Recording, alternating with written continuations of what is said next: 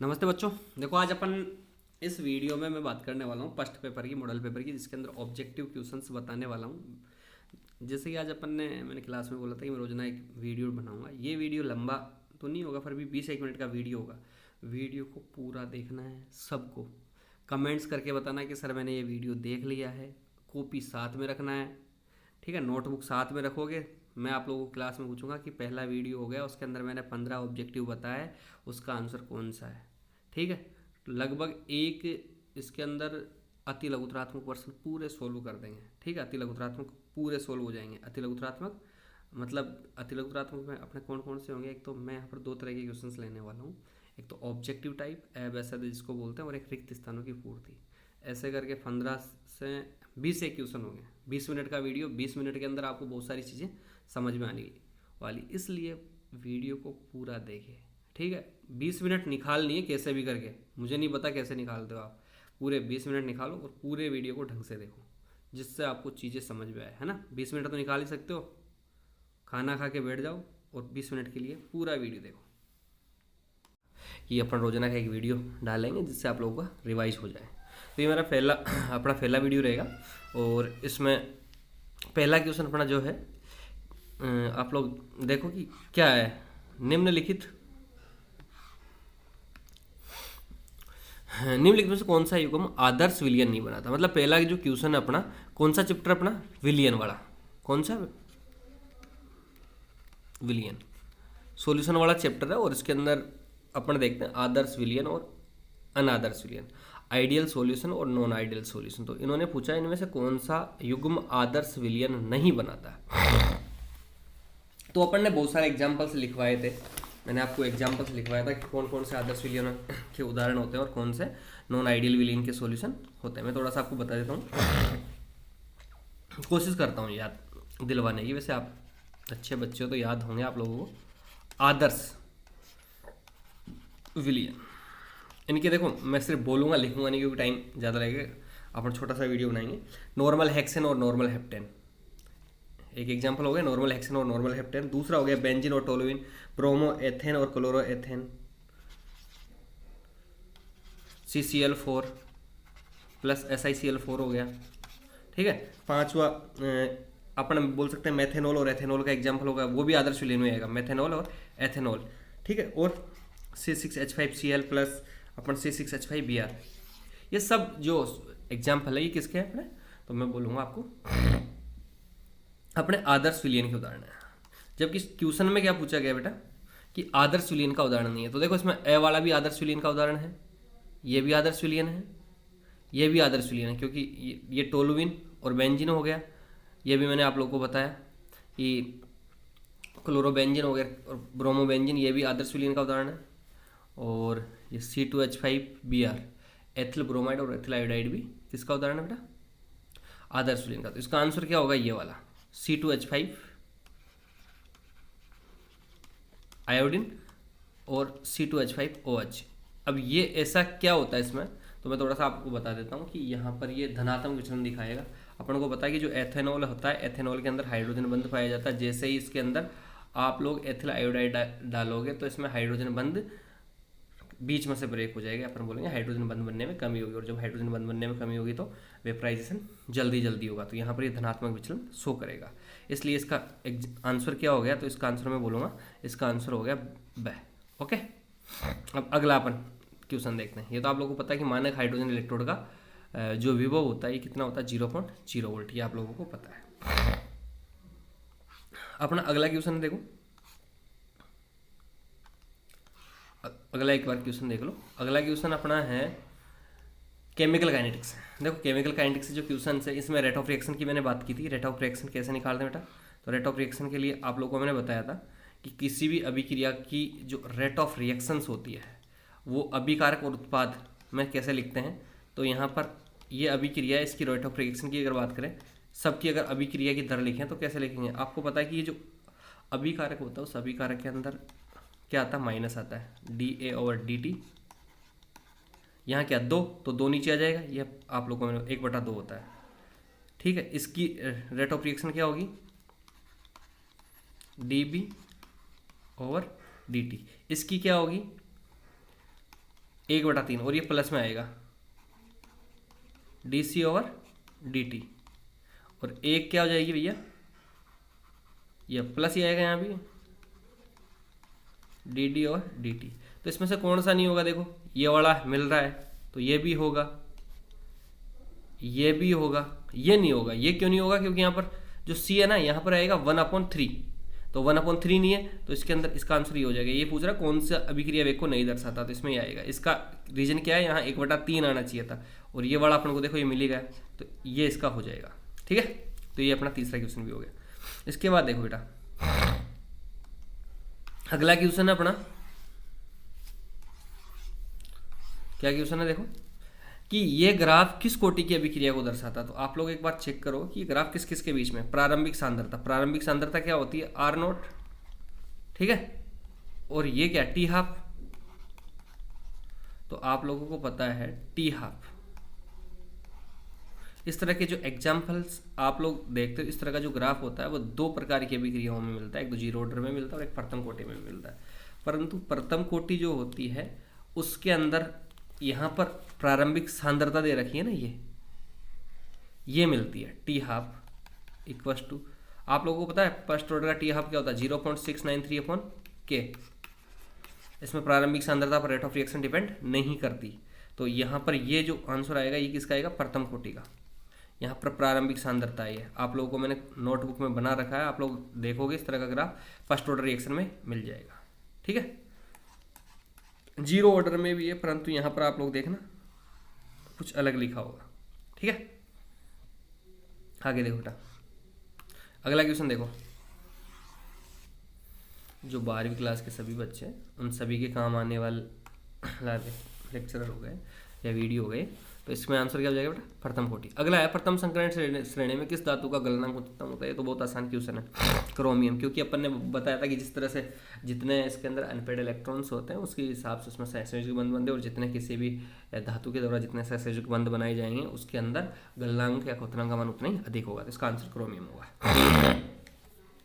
अगला क्वेश्चन है 6 वाला, निम्नलिखित में से प्रतिचुंबकीय मतलब डायमैग्नेटिक नेचर का कौन है। तो डायमैग्नेटिक क्या होता है, जिनके अंदर अनपेड इलेक्ट्रॉन नहीं पाए जाते, वो कैसा होता है, डायमैग्नेटिक नेचर का होता है। अब यहाँ देखो कोबाल्ट है, ये कोबाल्ट, ठीक है, तो कोबाल्ट का अगर अपन इलेक्ट्रॉनिक विन्यास करते हैं तो 3d7 4s2 होगा, और जो Cl है अपना कौन सा, वीक फील्ड लिगेंड है।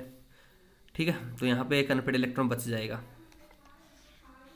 डी के अंदर जब 7 इलेक्ट्रॉन को भरते हो आप तो एक अनपेड बच जाएगा, और जहाँ अनपेड इलेक्ट्रॉन बचता है उसकी नेचर कैसी होती है बेटा, एक क्या, इसमें तो देखो ये 3 बचे हुए हैं, तो उसकी नेचर कैसी होती है, अनुचुंबकीय। कौन सी, अनुचुंबकीय। तो इसमें भी ऐसा ही होगा, क्योंकि इसमें फ्लोराइड और फ्लोराइड कैसा होता है, वीक फील्ड लिगेंड होता है इसके अंदर।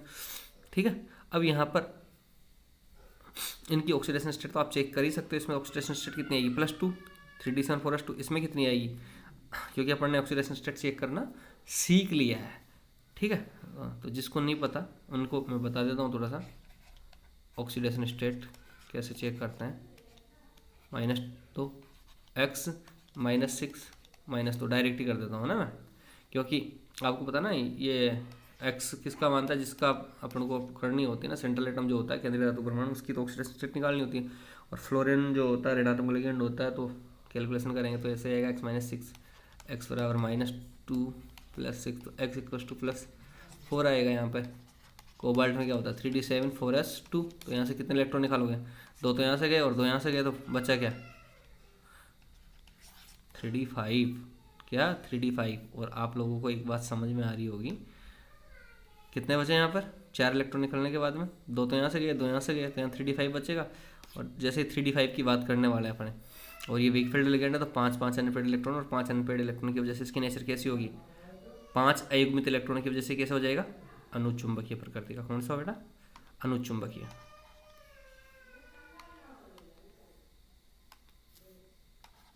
तो अनुचुंबकीय हो गया, उसने पूछा क्या है, प्रतिचुंबकीय।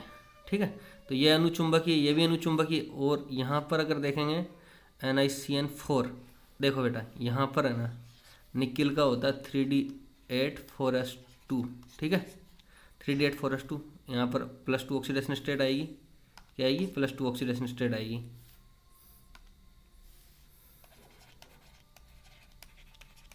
लो जी भैया, 2 इलेक्ट्रॉन निकल जाएंगे, डी में 8 इलेक्ट्रॉन भरोगे आप। परंतु आप लोगों को एक बात याद आ रही होगी मेरे हिसाब से, NiCN स्ट्रॉन्ग फील्ड लिगेंड है, तो पूरे के पूरे जो इलेक्ट्रॉन है ना वो कैसे हो जाएंगे, युग्मित। सबको इधर लाइन में लगा देगा ना, तो यहाँ पर पूरे के पूरे इलेक्ट्रॉन युग्मित हो जाएंगे। और जब इलेक्ट्रॉन सारे के सारे इलेक्ट्रॉन युग्मित हो जाते हैं ना बेटा, तो नेचर कैसी होती है, प्रतिचुंबकीय। तो इसका आंसर क्या होगा, ये वाला आ जाएगा। क्या आ जाएगा, प्रतिचुंबकीय। कौन सा होगा, तो ये देख लो प्रतिचुंबकीय वाला।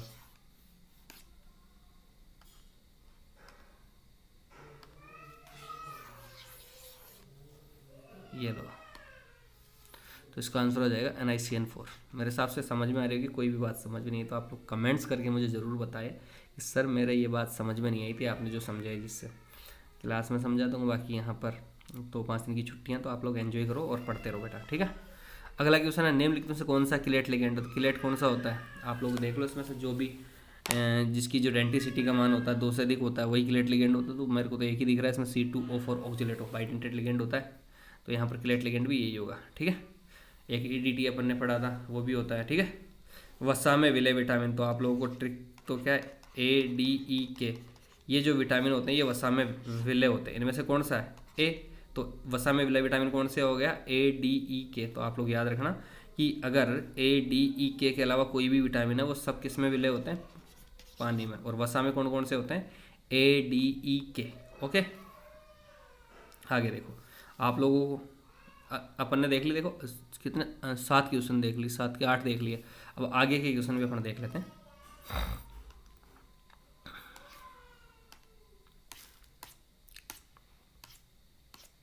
देखो अगला क्वेश्चन है, न्यूक्लिक एसिड्स, न्यूक्लिक अम्ल होते हैं। देखो न्यूक्लिक अम्ल आप लोगों को बताऊं RNA और DNA होते हैं। और RNA और DNA जब अपन ने अभी ये चैप्टर क्या पढ़ा नहीं, पढ़ेंगे ना जब, और बता दूंगा RNA और DNA में क्या क्या होता है, किस किस से मिलकर बने होते हैं। ऐसे RNA और DNA बहुलक होते हैं ना, प्रोटीन्स होते हैं, प्रोटीन न्यूक्लिक एसिड से मिलकर बने होते हैं। तो ये सब अगर इनको बोलते हैं तो बहुलक होते हैं, पॉलीमर्स होते हैं। यहाँ पर ये अभिक्रिया C6H5N2Cl का अगर अपन इसके साथ रिएक्शन करवाएं तो देखो डाइजोनियम क्लोराइड, इसकी जो रिएक्शन है बेटा ये होती है C6H5N2Cl-। डाइजोनियम क्लोराइड की रिएक्शन किसके साथ करवा रहे हैं, एथेनॉल के साथ। किसके साथ, एथेनॉल के साथ। तो इसमें देखो क्या क्या प्रोडक्ट बनता है, मैं आप लोग को बता देता हूँ। प्रोडक्ट देख लेंगे, जो जो अपने प्रोडक्ट बनेंगे वो अपन ऑप्शन में देख लेंगे। तो यहाँ पर इस रिएक्शन के जो प्रोडक्ट बनते हैं ये होता है C6H6 CH3 CHO N2 और HCl। अब इसमें से देखो जो जो यहाँ है वो देख लो। तो इसमें देखो ये C6H6 है, ये देखो भैया C6H5 CHO नहीं होगा बेटा, ये CH3 CHO होता है। कौन सा, CH3 CHO। यहाँ पर बेंजल्डिहाइड नहीं बनेगा क्योंकि यहाँ पर बेंजीन बन गई ना, बेंजीन बन गई तो यहाँ पर ही क्या बनेगा, CH3 CHO एसिटाल्डिहाइड। N2 ये भी बनता है, अमोनिया। अमोनिया देखो कहीं भी नहीं बन रहा, ये या तो मिसप्रिंट है यहाँ पर, ठीक है, और ये मिसप्रिंट है तो इसमें CH3 CHO आएगा। आप लोग इस रिएक्शन को लिख लेना जिससे आपको प्रोडक्ट समझ में आ जाए। तो इसका आंसर यहाँ पर अपन ये देंगे अमोनिया, क्योंकि अमोनिया अपने पास कहीं नहीं बन रही, ये मिसप्रिंट है शायद इसके अंदर, है ना। तो इसको सही कर लेना आप लोग। अगला क्वेश्चन है, निम्नलिखित में से अधिकतम क्षारीय यौगिक कौन सा है। ये आप लोग इसको लिख लेना बेटा रिएक्शन को। अब देखो अधिकतम क्षारीय यौगिक, अब क्षारीय यौगिक आज ही अपन बात कर रहे थे कि basicity 1 degree Mn, 2 degree Mn, 3 degree Mn, इनकी बात करने वाले थे अपन।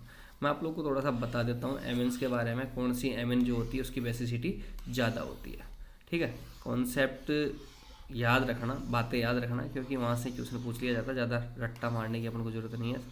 कॉन्सेप्ट बहुत बढ़िया है इसके, अगर कॉन्सेप्ट समझे तो ये बोला जाता है कि जो नाइट्रोजन जो होता है, जो अपना लोन पेयर आसानी से दे देता है ना, उसकी बेसिसिटी ज़्यादा होती है, ये बोला जाता है।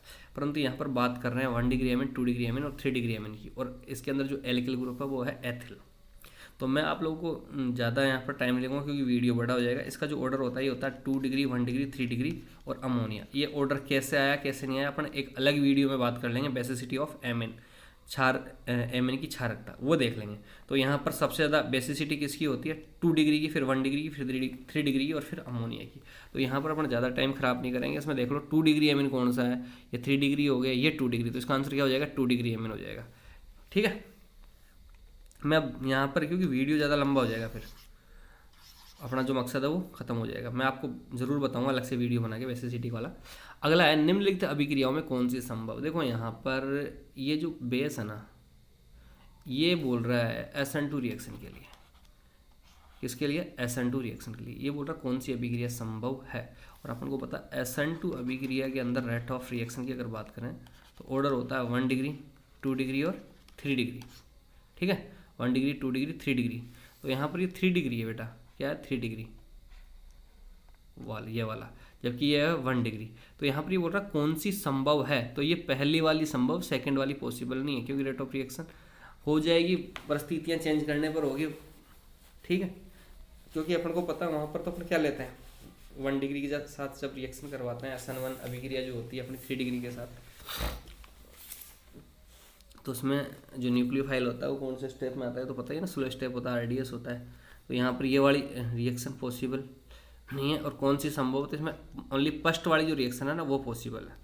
तो ये देख लेना आप लोग, वीडियो को रोक रोक के देख लेना जो भी है। ठीक है, SN2, तो SN2 किस में होती है, इसमें होती है पहले वाले में, क्योंकि यहाँ पर ये जो बेस है ना C2H5ONA, इससे अपन समझ रहे हैं। अगर आप अगला बोल रहा है ये सोर है, मोलासेज के किण्वन में ग्लूकोज और फ्रुक्टोज के बनने में प्रयुक्त एंजाइम कौन सा है। तो देखो आप लोगों को एक बात बताना चाहूँगा कि ये एंजाइम्स अपन को याद करनी ही है। ये 3-4 एंजाइम्स के लिए 3-4 क्वेश्चन है, इन्वर्टेज, माल्टेज, ये सब जाइमेज एंजाइम वगैरह सब है, पर ये अलग अलग जो अपना क्या बोलते हैं कार्बोहाइड्रेट है उनका किण्वन करने में, या उनसे जो प्रोडक्ट बनते हैं उनके लिए अलग अलग प्रकार के एंजाइम्स होते हैं। तो ये अपन को एंजाइम्स याद करने हैं सारे के सारे, और सारे के सारे एंजाइम याद करके अपन ऐसा कोई भी क्वेश्चन है उसको अपन सोल्व कर लेंगे। यहाँ पर किसकी बात कर रहा है, मोलासेज के किण्वन में शर्करा से ग्लूकोज और फ्रुक्टोज बनने में प्रयुक्त एंजाइम, तो यहाँ पर आएगा इन्वर्टेज एंजाइम। कौन सा, इन्वर्टेज। 2-3 और है वो मैं बता दूंगा।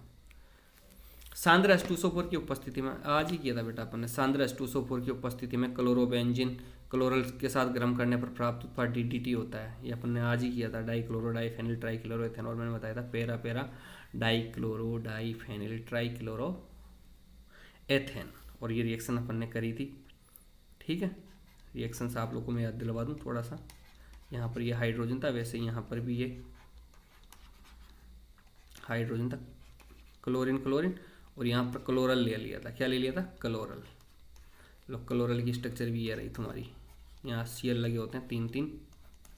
ठीक है, ये वाटर मॉलिक्यूल बाहर इन प्रेजेंस ऑफ H2SO4, और इससे क्या बनेगा बेटा, DDT। और मैंने बोला था आज ही आपको कि DDT को किसी भी तरह से पूछा जा सकता है। DDT को याद कर लेना, इसकी स्ट्रक्चर पूछ सकता है, इसका नाम पूछ सकता है, कुछ भी पूछ लेगा DDT में। तो DDT अपन ने याद कर लिया। ठीक है, अगला देखो, अगला क्वेश्चन देखो बेटा, नाभिक स्नेही प्रतिस्थापन के लिए न्यूनतम क्रियाशीलता वाला यौगिक कौन सा है। तो देखो नाभिक स्नेही प्रतिस्थापन अभिक्रिया में क्या होता है, ये वाला जो बॉन्ड ब्रेक होता है ना, ये वाला बॉन्ड ब्रेक, इस बॉन्ड को ब्रेक होने के बाद में कार्बोकेटाइन बनता है। जिस कार्बोकेटाइन की स्टेबिलिटी सबसे ज़्यादा होती है, स्थायित्व सबसे ज़्यादा होती है, उसकी अभिक्रिया की दर भी सबसे ज़्यादा होगी, मतलब उसकी क्रियाशीलता भी सबसे ज़्यादा होगी। तो यहाँ पर अगर अपन बात करें तो ये कार्बोकेटाइन बनेगा 1 डिग्री ब वाले में, इसमें बनेगा 3 डिग्री, और इसमें बनेगा एलिल कार्बोकेटाइन, और ये विनाइल कार्बोकेटाइन। तो अपन को पता है विनाइल कार्बोकेटाइन के अंदर कोई रेजोनेंस वगैरह नहीं पाया जाता, इसकी स्टेबिलिटी बहुत कम हो जाती है, तो इसकी क्रियाशीलता भी सबसे कम होगी। आप लोगों को पता होगा कि ऐसे कार्बोकेटाइन्स जो होते हैं जिनमें रेजोनेंस पाया जाता है, अनुनाद पाया जाता है, उसकी वजह से या रेजोनेंस की वजह से कार्बोकेटाइन ज़्यादा स्थायी होते हैं, जबकि एल्किल कार्बोकेटाइन कम स्थायी होते हैं। तो यहाँ पर ये एक तो है 3 डिग्री और एक है 1 डिग्री, ये दोनों के दोनों ही कम स्थायी होंगे। किससे, एलिल से। और यहाँ पर सबसे बाद में आएगा विनाइल कार्बोकेटाइन। तो विनाइल कार्बोकेटाइन की स्टेबिलिटी सबसे कम, तो इसकी रेट ऑफ रिएक्शन भी सबसे कम, इसका मतलब क्रियाशीलता भी सबसे कम हो जाएगी। ठीक है भैया, देखो वीडियो 18 मिनट का हो गया, 20 मिनट का हो गया। मैं बोल रहा था, मैं सोच रहा था 10 मिनट का वीडियो, पर नहीं हो पाया। तो आप लोग है ना कृपया करके इस पूरे वीडियो को ज़रूर देखें ना बेटा, कॉपी हाथ में ले लेना मेरे लालाओ, तो कुछ फ़ायदा होगा, बाकी कुछ नहीं होगा। अगला क्वेश्चन है किसी एल्कोहल से क्लोरो एल्केन बनाने के लिए सबसे उपयुक्त अभिकर्मक। इस चैप्टर के अंदर अपन ने एल्कोहल जो था उस एल्कोहल की रिएक्शंस पढ़ी थी, 5-6 रिएक्शन पढ़ी थी, और वहाँ पर अपन ने क्या बनाया था, हेलो एल्केन बनाया था। तो हेलो एल्केन के लिए सबसे बढ़िया अभिक्रिया होती है SOCl2 की। तो मैं बता रहा था कि यहाँ पर क्या बोलते हैं, दोनों गैस से बन जाती है HCl और क्या बोलते हैं SO2 गैस बन जाती है, या कुछ 2 तरह की गैसें बताई थी मैंने। तो यहाँ पर जो प्रोडक्ट होता है सबसे अच्छा प्रोडक्ट होता है थायोनिल क्लोराइड के साथ। तो इसमें कौन सा आ जाएगा, SOCl2। ठीक है, तो यहाँ पर आप लोगों को मैंने बता दिया है, कोई भी चीज़ समझ में नहीं है तो मेरे से दोबारा पूछ सकते हो। अगला देखो, जल्दी जल्दी देख लेते, रिक्त स्थानों की पूर्ति करो। 1000 ग्राम विलायक में उपस्थित विलय के मोलों की संख्या को क्या कहते हैं मेरे लव, मोललता कहते हैं जी, है ना। क्या कहते हैं, मोललता, क्योंकि यहाँ पर देखो विलायक दे रखा है, विलायक, और 1 लीटर विलियन में उपस्थित विलय के ग्राम मोलों की संख्या को मोलरता कहते हैं। क्या बोलते हैं, मोलरता। और यहाँ पर क्या है, विलायक आ गया, तो विलायक आ गया तो अपन बोलेंगे यहाँ पर मोलरता। सेल विभव निकालने का फॉर्मूला तो ये तो सबको पता होगा यार, ई सेल बराबर E cathode minus anode, E cathode minus E anode. ठीक है, तो ये ई सेल का सूत्र हो गया। ठीक है बेटा, इसके बाद देखो अगला क्वेश्चन क्या है अपना, प्रथम कोटि की अभिक्रिया के लिए वेग स्थिरांक की इकाई। मेरे भैया हो, बहुत बढ़िया क्वेश्चन है, सेकंड इनवर्स होगा ना, क्या होगा, सेकंड इनवर्स। और अगर शून्य कोटि की आता तो क्या बोलते भैया, अभी एक सूत्र बताया था अपन ने, मोल अपॉन लीटर 1 माइनस कोटि, इससे निकाल दो। तो शून्य कोटि की अगर बात करें तो शून्य कोटि में तो आता है तुम्हारा mole litre inverse second inverse, और 1 में से 1 गया तो 0, तो यहाँ पर ये पूरा का पूरा 1 हो जाएगा, सेकंड इनवर्स। फर्स्ट ऑर्डर के लिए क्या हो गया, सेकंड इनवर्स।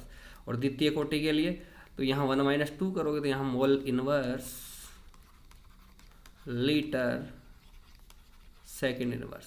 ओके बेटा, ये सेकंड ऑर्डर का आ जाएगा। तो इनमें से प्रथम कोटि, द्वितीय कोटि और शून्य कोटि की आप लोग है ना इकाई जरूर याद कर लेना, क्योंकि ये क्वेश्चन पूछा जा सकता है।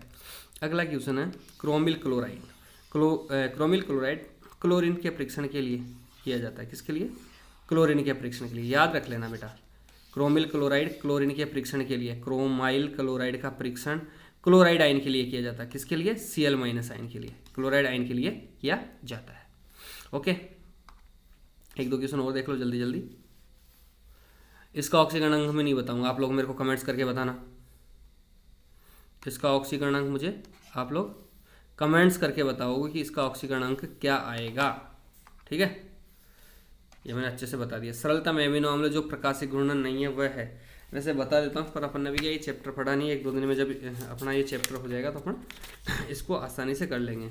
तो ये ग्लाइसिन होता है बेटा। क्या होता है, ग्लाइसिन। जब ही देखेंगे क्या स्ट्रक्चर्स होती है सब बाद में बताऊंगा। परिशोधित स्प्रिट में 95.5% तो होता है एथेनॉल, और इसमें 4.5% पानी होता है। एब्सोल्यूट एल्कोहल अपन जिसको बोलते हैं, यहाँ पर 95% तो इसमें क्या होता है, अपने लैब में मिल जाएगा, C2H5O में दिखा दूंगा आपको।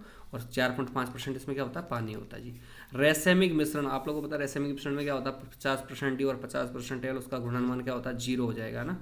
अगर लेफ्ट में है तो राइट में घुमा देगा वो। CClF3 फ्री पत्ती का नाम ये भी नहीं बताऊंगा, आप लोग XYZ कल ही बताया था, XYZ देख लेना।